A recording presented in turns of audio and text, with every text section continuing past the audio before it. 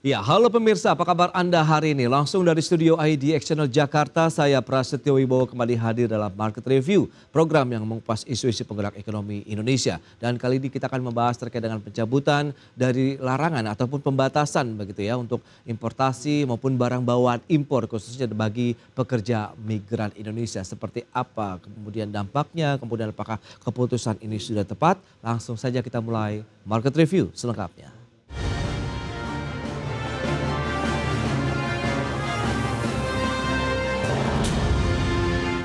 Ya, pemirsa, pemerintah akhirnya memutuskan untuk kembali mengubah aturan impor barang kiriman pekerja migran Indonesia usai menuai kontroversi sejak diberlakukan tahun 2023 lalu. Kementerian Perdagangan menegaskan berlakunya Permendak Nomor 36 Tahun 2023 yang membatasi secara ketat barang bawaan pekerja migran dipastikan akan dicabut dan kembali kepada aturan lama. Pemerintah memastikan telah mencabut aturan pembatasan impor barang kiriman pekerja migran Indonesia atau PMI dan memberlakukan aturan lama.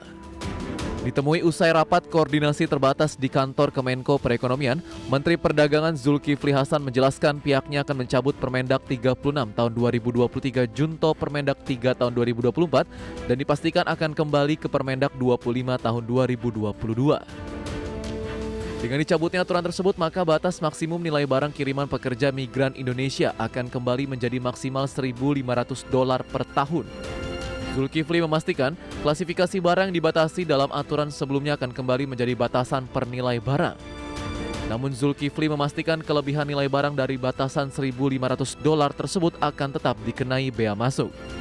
Semangatnya Permendak 36 kembali dulu Permendak 25 ditambah. Ya, ditambah. Satu, PMI itu hanya 1.500 yang masuk. Jenis barang apa itu urusannya bea cukai, urusannya PMK, nggak diatur di Permendak lagi. Ya, nah barang yang numpuk gimana? Saya bilang, ya tadi ada teman-teman dari bea cukai, harusnya dianggap aja 1.500 dikeluarannya semua satu hari kelar. Zulkifli memastikan teknis aturan impor nantinya akan dikembalikan kepada peraturan Menteri Keuangan, sehingga Kementerian Perdagangan tidak akan mengatur teknis detail larangan dan pembatasan yang dikenakan dalam impor barang kiriman. Hal ini diharapkan akan menghindari penumpukan barang kiriman PMI di bea cukai seperti yang terjadi pada saat ini. Jakarta, Raharjo Patmo, IDX Channel. Ya, pemirsa, untuk membahas tema menarik kita hari ini, pemerintah cabut aturan barang bawaan impor, sudah terhubung melalui Zoom bersama dengan Bapak Trubus Rahadiansa. Beliau adalah pengamat kebijakan publik Universitas Trisakti. Halo, selamat pagi Pak Trubus. Selamat pagi Mas. Ya, salam sehat. Mohon maaf lahir dan batin. Baik, siap. Ya. Dan tadi sudah disampaikan begitu Kementerian Perdagangan memberlakukan kembali Permendak Nomor 25 Tahun 2022 ya, di mana batas pengiriman maksimum untuk pekerja migran Indonesia kembali lagi nih menjadi $1.500 Amerika per tahun. Nah, lantas bagaimana nih pandangan Anda sebagai pengamat kebijakan publik begitu menyikapi kondisi ataupun aturan yang sudah diberlakukan tadi oleh pemerintah? Silakan. Iya, ini menunjukkan bahwa pemerintah inkonsisten dalam membuat kebijakan. Di satu sisi tidak cermat dalam analisisnya, perencanaannya tidak matang, dan minim kolaborasi, koordinasi dengan pihak terkait.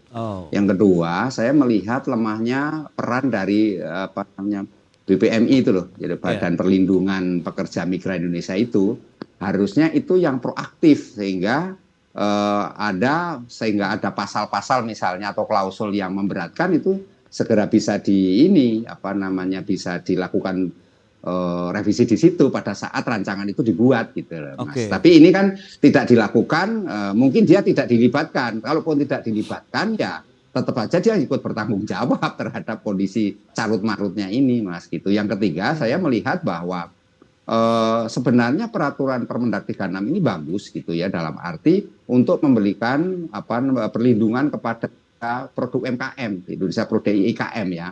Nah, karena hasil-hasil konveksi misalnya itu banyak sekali yang tutup kan, karena dengan aturan yang ada sekarang ini memang sangat memberatkan mereka, dia tidak dapat untung. Nah, karena itu banyak pelaku-pelaku usaha di bidang konveksi ini kemudian mengalami kebangkrutan gitu. Nah, dengan adanya Permendak ini kan sebenarnya ada harapan baru, karena selama ini memang persaingan di dunia e-commerce itu memang luar biasa. Misalnya baju kok harganya cuma Rp5.000 misalnya kan gitu. Nah sementara kalau kita lihat HPP-nya saja sudah Rp20.000, bagaimana bisa menjual harga itu jelas ilegal. Nah, karena itu banyaknya hal-hal yang ilegal itu kan harusnya segera pemerintah melakukan penataan sehingga pajaknya bisa diambil kan gitu. Nah, yang terkait dengan Permendak ini kembali ke 22 ini juga menjadi problem karena apa? Karena menimbulkan kebingungan di kalangan PMI sendiri. Karena apa? Karena jangan sampai nanti itu seperti jebakan Batman itu Mas gitu. Jadi mereka akhirnya nanti diberlakukan lagi dalam posisi ini karena sesungguhnya selama ini kan minimnya koordinasi BPMI dengan Bea Cukai termasuk dengan Kementerian Perdagangan dan kementerian yang lain ini juga menimbulkan persoalan karena apa? Karena pada ujungnya ya asumsi-asumsi yang dibuat seolah-olah menjadi benar misalnya mengenai just tip itu kan hanya untuk memberatas just tip itu tadi ke jasa titipan yang di mana kemudian nanti kekhawatirannya produk atau barang yang sudah dibeli itu nanti dijual kembali. Itu kan aja persoalan yang sebenarnya menurut saya tidak terlalu signifikan gini kan. Karena kan tetap aja Bea Cukai punya kewenangan untuk mengaturnya gitu. Ya Pak Trubus, tapi memang Anda melihat ada satu korelasi begitu dengan adanya kemarin kita penerapan bahwa masih diizinkan ya masih dibolehkannya barang bawaan impor begitu yang diberikan oleh pekerja migran Indonesia ataupun siapapun yang berangkat ke luar negeri kemudian dikirim ke Indonesia ini berdampak begitu terhadap bagaimana angka penjualan maupun produksi dari produk-produk entah itu fashion, entah itu barang-barang lainnya di Indonesia. Iya, pengaruhnya cukup signifikan Mas, karena kan itu yang saya katakan tadi banyak pelaku-pelaku usaha konveksi itu akhirnya gulung tikar gitu karena e-commerce ini kan menjualnya kan dengan harga yang tadi misalnya 5.000 padahal HPP-nya aja 20.000. Lah ini kan sudah jelas ini tapi itu beredar. Nah, di satu sisi sebenarnya pemerintah ini kan karena lemahnya pengawasan terhadap produk-produk legal yang masuk ke Indonesia itu menyebabkan semua harga jadi ini istilahnya itu ya mengeksploitasi daripada pelaku-pelaku usaha di Indonesia sendiri yang akhirnya mengalami kesulitan, mengalami keberangkrutan itu Mas. Sehingga Permendak nomor 36 ini kan sebenarnya memberi perlindungan, memberi harapan baru sebenarnya Mas. Hanya memang persoalannya persoalan PMI dan persoalan jenis dan barang itu tadi yang sebenarnya tidak perlu diatur kan di situ, tetapi ternyata diatur itu yang menyebabkan terjadi semacam kegaduhan atau resistensi dari PMI. Ini juga saya melihat juga lemahnya dari BPMI juga yang minim sosialisasi edukasi kepada para penjual, Mbak. Jadi itu kan pemerintah harusnya kan mengedukasi, mensosialisasikan dulu, mengkomunikasi publikan secara baik, informasi publiknya secara terbuka. Nah, kemudian apakah di dalam penyusunannya itu ada semacam partisipatif enggak gitu. Ini kan harusnya partisipasi publiknya kan harus ada. Tapi ini kan enggak ada Mas karena minim lah kalaupun ini ini kebijakan sangat elitis sekali dan seolah-olah pemerintah hanya karena untuk mendapatkan pemasukan negara di luar yang selama ini ada, kemudian memberlakukan hal-hal yang tanpa perencanaan, tanpa analisis yang matang dan tidak cermat tadi kemudian ini memunculkan persoalan. Ya. Nah, Pak Trubus, kalau Anda melihat sendiri apakah langkah ini akhirnya sudah tepat? Kalau kita lihat kan di sisi lain pemerintah nih lagi mencari sumber pendapatan baru bagi negara begitu. Iya, memang akhirnya pengembalian ini jadi tidak tepat. Kembali ke 22 kan menurut saya dari 36 ke 22 ini itu 25 lah, 25. 25 ke 22 ini jadi nggak tepat gitu. Karena apa? Karena ini kan jadi kembali ke 1.500 US dollar kan, artinya senilai 36 juta itulah kira-kira uang kita dan itu benar 3 kali. Ini dianggap sebenarnya rendah gitu kan, karena negara-negara lain itu seperti Filipina kan menerapkannya 2.800 US dollar gitu kan, dan kita waktu itu sudah mengusulkan juga 2,5 kan kita, artinya sudah ada. Jadi mas persoalan kan itu tadi kembali masalah ini Mas, penyampaiannya ini loh, penyampaian kepada para tentang publiknya lah, publik PMI kepada ini itu yang jadi masalah. Dan di satu sisi keduanya pihak Bea Cukai ini sendiri kan dalam mengimplementasikannya kadang-kadang ada berbau seperti arogan juga gitu kan, kaku gitu kan, rigid mengatur aturan ini sehingga barang jadi menumpuk itu kan, jadi menumpuk di Bea Cukai itu akibat yang ditimbulkan Mas gitu. Nah Pak Trubus, di sisi lain kan juga ada pelaku usaha yang mengeluhkan begitu dengan penerapan Permendak nomor 26 tahun 2023 ini karena kaitannya kebutuhan impor bahan baku atau bahan baku penolong begitu ya bagi industrinya sendiri. Sementara kiriman barang bagi keluarga dari pekerja migran Indonesia akhirnya banyak yang tertahan kan di pelabuhan. Kita akan bahas nanti di segmen berikutnya Pak Trubus. Kita akan jeda dulu sebentar. Dan pemirsa, kami akan segera kembali usai pariwara berikut ini.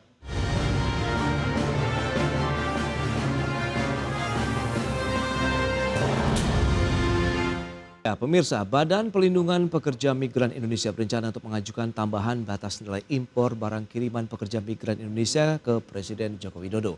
Pengajuan tambahan nilai impor barang kiriman dari sebelumnya $1.500 Amerika per tahun menjadi minimal $2.500 Amerika per tahunnya. Usai aturan impor barang kiriman diputuskan dicabut dalam rakortas antar kementerian dan lembaga di kantor Kemenko Perekonomian, Badan Perlindungan Pekerja Migran Indonesia atau BP2MI akan terus mendorong relaksasi peraturan bagi pekerja migran Indonesia. Berencana untuk mengajukan penambahan batas impor barang kiriman bagi PMI yang dinilai masih kalah jauh dari negara seperti Filipina. Kepala BP2MI Beni Ramdhani menjelaskan, pemerintah perlu untuk lebih mengapresiasi jeripayah PMI yang telah banyak mendatangkan devisa bagi negara. Untuk itu, selain mendorong pencabutan aturan lartas bagi impor barang kiriman PMI, BP2MI juga akan mengajukan penambahan nilai impor barang kiriman dari yang sebelumnya $1.500 Amerika per tahun menjadi minimal $2.500 Amerika per tahun. Beni memastikan pihaknya akan berkomunikasi langsung dengan Presiden Jokowi untuk mendorong relaksasi ini. Saya tadi menggunakan bahasa, masa iya sih kita negara besar nggak malu sama Filipina. Filipina tuh memberi penghormatan pada pekerja migran $2.800 per tahun. Nah, BP2MI waktu itu sampai nawar di angka 2.500, tapi yang keluar kan 1.500. Nah tadi semua setuju, ya udah kita naikin lagi, tapi bukan forum tadi yang menentukan.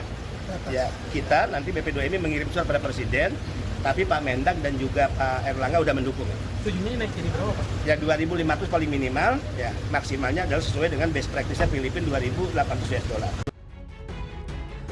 Dengan keputusan pencabutan tersebut, maka barang bawaan PMI dipastikan akan kembali ke aturan awal, yaitu barang bebas bea masuk hanya dibatasi hingga nilai $1.500 per tahun, sehingga kelebihan dari nilai tersebut akan dikenakan pajak sebagai barang umum. Jakarta, Raharjo Patmo, IDX Channel.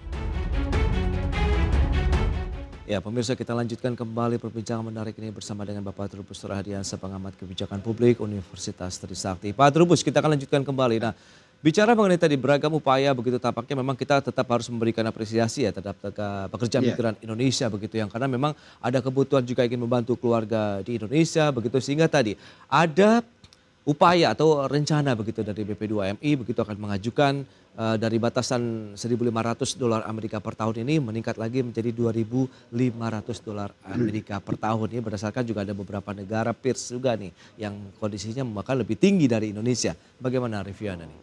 Iya, kalau saya sih melihat ini yang paling urgensi. Ya, artinya selama ini kita dengan patokan $1.500 itu negara sebenarnya terlalu eksploitatif ya, terlalu diskriminatif menurut saya.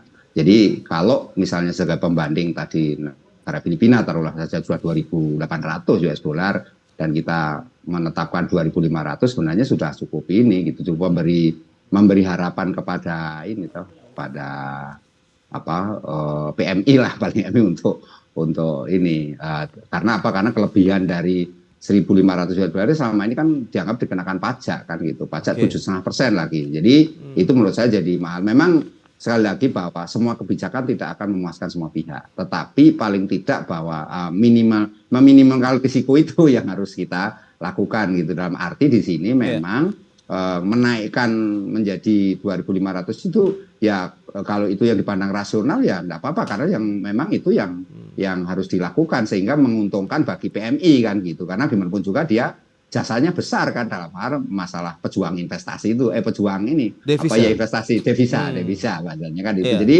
kita harus istilahnya menghargai lah mereka kan pahlawan-pahlawan yang tanpa tanda jasa, sehingga menurut saya pemerintah harus memberikan ya apresiasi lah dengan cara memberikan ruang di mana batasnya PP-nya itu ya itu jadi dinaikkan dari 1.500 ke 2.500, kalau mau ada di negara lainnya sampai 3.000 juga ada yang itu. Jadi menurut saya kita harus harus juga bersifat ini ya, terbuka, Iya. kemudian juga komprehensif juga, tetapi juga tidak ini ya, tidak istilahnya itu ego sektoral, masing-masing mempertahankan caranya sendiri-sendiri. Itu saya menjadi portfolio kita kan selalu itu, dan karena itu dengan adanya misalnya dipatokan BPMI itu mengajukan 2,5 yang sepanjang itu disepakati oleh pihak-pihak yang terkait, ya, kementerian lembaga dan presiden dalam hal ini ya, itu yang baik harus kita dukung gitu, sehingga memberikan ruang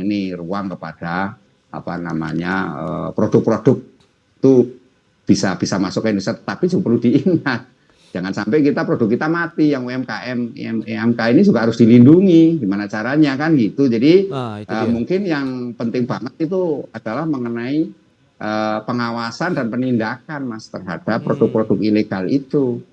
Nah, sejauh ini dari kacamata Anda sendiri bagaimana reward and punishment kalau kita bicara mengenai upaya pengawasan dan penindakan di lapangan begitu, sehingga tidak kecolongan, sehingga mengganggu akhirnya dari sisi produksi, kemudian angka penjualan dari produk-produk di Indonesia begitu?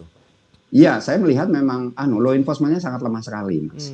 Pengawasannya lemah, kemudian dari sisi tata kelolanya juga mereka ini ya, para pelaku-pelaku yang penyelundup ini itu cukup canggih juga, Mas, gitu. Nah, di satu sisi keberadaan e-commerce maupun social commerce juga di dalamnya itu menyebabkan dengan mudahnya kan produk-produk ilegal itu bisa laku keras, dan masyarakat juga sebenarnya seneng, sebagian itu kan suka karena apa?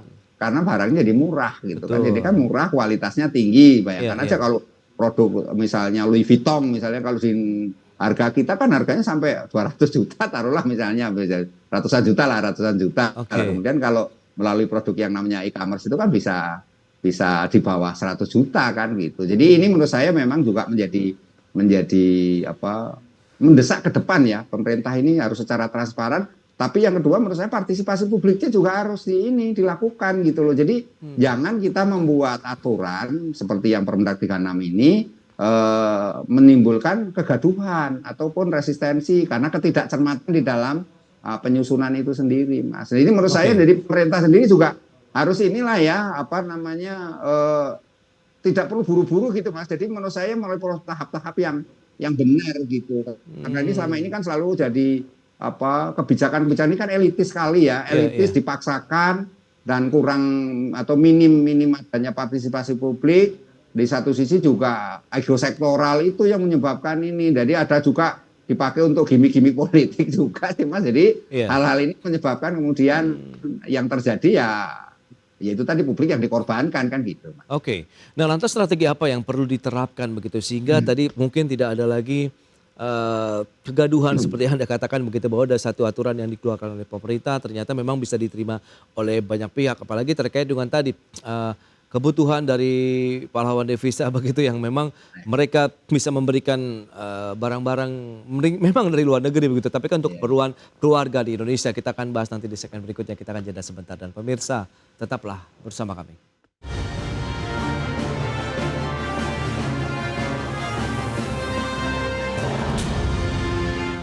Baik pemirsa, kita lanjutkan kembali perbincangan bersama dengan Bapak Trubus Torahadiansyah, pengamat kebijakan publik Universitas Trisakti. Pak Trubus, nah bicara mengenai strategi, lantas apa yang perlu dilakukan kalau bicara mengenai tadi law enforcement-nya yang perlu ditegakkan lebih keras lagi kah, atau memang dengan adanya tadi pengajuan dari 1.500 kemudian menjadi 2.500 dolar Amerika per barrel untuk barang bawaan impor bagi pekerja migran Indonesia ini akan menjadi salah satu mungkin solusi lah, bisa dikatakan tidak ada lagi oknum kita memanfaatkan importasi barang-barang dari luar negeri tadi begitu.